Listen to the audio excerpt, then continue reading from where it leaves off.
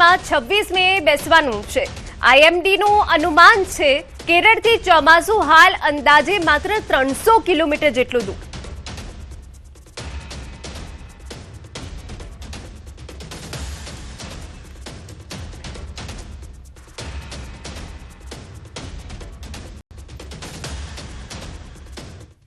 ગરમીને લઈ સૌથી રાહતના સમાચાર। આગામી 3 દિવસ બાદ ગરમીમાંથી રાહત મળશે।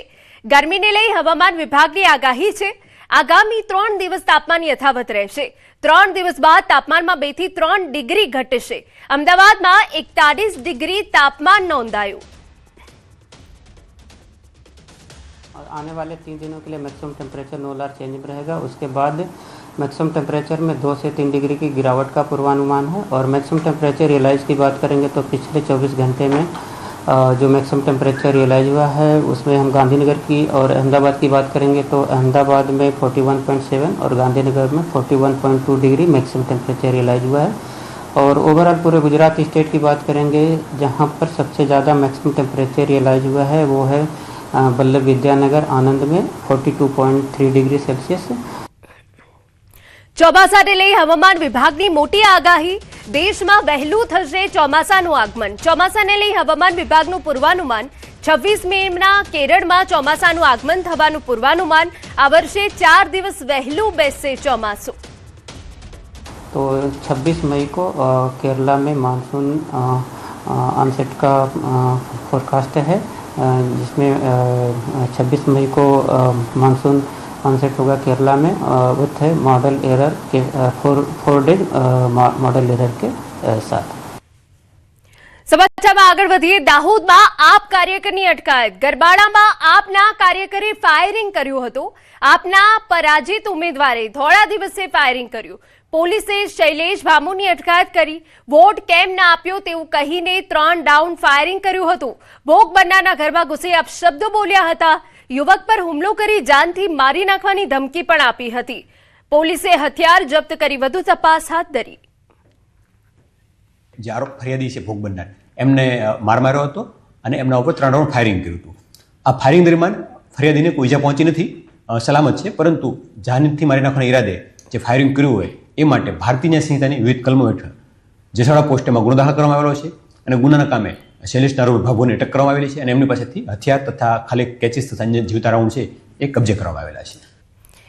સુરતના લિંબાયતમાં જાહેરમાં થયેલી હત્યાની ઘટનાએ ફરી કાયદો અને વ્યવસ્થાને લઈને સવાલો ઊભા કર્યા। મારુતિનગર સ્થિત હિન્દ ટી સેન્ટર પાસે એક યુવક પર જૂની અદાવત અને પૈસાની લેતી દેતીના વિવાદને લઈ 3 શખ્સોએ તીક્ષ્ણ હથિયારો વડે જીવલેણ હુમલો કર્યો। ગંભીર રીતે ઇજાગ્રસ્ત યુવકનું સારવાર દરમિયાન મોત નીપજ્યું। ઘટનાની ગંભીરતા ધ્યાનમાં રાખી લિંબાયત પોલીસે સીસીટીવી, મોબાઈલ લોકેશન અને ટેકનિકલ સર્વેલન્સના આધારે ગણતરીના કલાકોમાં 3 આરોપીને ઝડપી પાડ્યા। પોલીસે હત્યાનો ગુનો નોંધી તપાસ શરૂ કરી। તો ઇજાગ્રસ્ત યુવકનું સારવાર દરમિયાન મોત થયું હોવાની વિગતો છે। આપને જણાવી દઈએ કે જ્યાં પોલીસે હત્યાનો ગુનો નોંધીને વધુ તપાસ હાથ ધરી છે।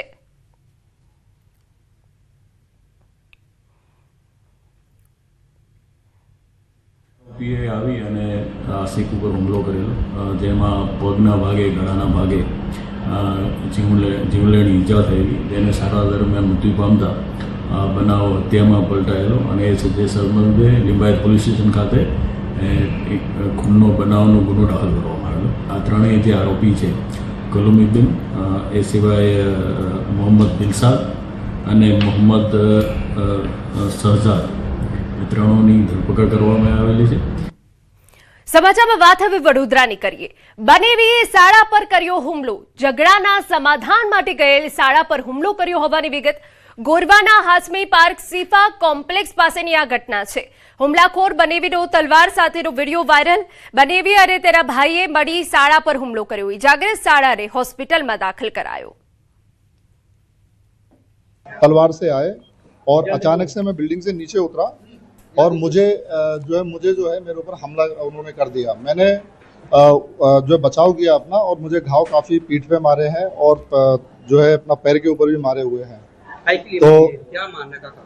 ये मानने का कारण एक्चुअली हमारे घर में शादी था तो हम लोग उनको मनाने के लिए गए हुए थे तो वो लोग मने नहीं, तो तो फिर उनसे बोला चाली हुई हमारी और दूसरे दिन उन्होंने बोला अब हम तुम्हें कल बताएंगे हम। સમાચાર મોરબીમાંથી માનવતાને શર્મસાર કરતી ઘટના સામે આવી। શ્રમિક મજૂર પરિવારના મકાનનું ભાડું ચડી જતા મકાન માલિકે મકાનમાં રહેતા શ્રમિક પરિવારના પતિની સંમતિ લઈને તેની પત્ની અને દીકરી સાથે દુષ્કર્મ આચર્યું। શ્રમિક પરિવારે માસિક 2000 રૂપિયાના ભાડે મકાન રાખ્યું હતું, પરંતુ શ્રમિકનું કામકાજ બરાબર ન ચાલતા ભાડું ચડી જતા પતિની સંમતિથી તેની પત્ની સાથે વારંવાર શરીર સંબંધ બાંધ્યા।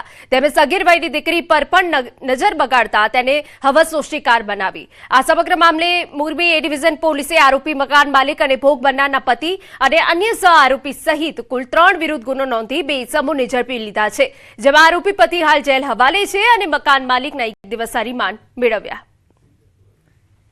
એક દુષ્કર્મનો બનાવ બનેલ છે, જેમાં ભાડુઆત છે એ બહાર મજૂરી કામ કરવા માટે આવેલા હતા। એમાં મકાન માલિક સાથે રહેતા હોય, મકાનમાં ઝડપ થઈ ગઈ હોય, જેથી આ કામેના ફરિયાદી છે એમને એના જમાઈ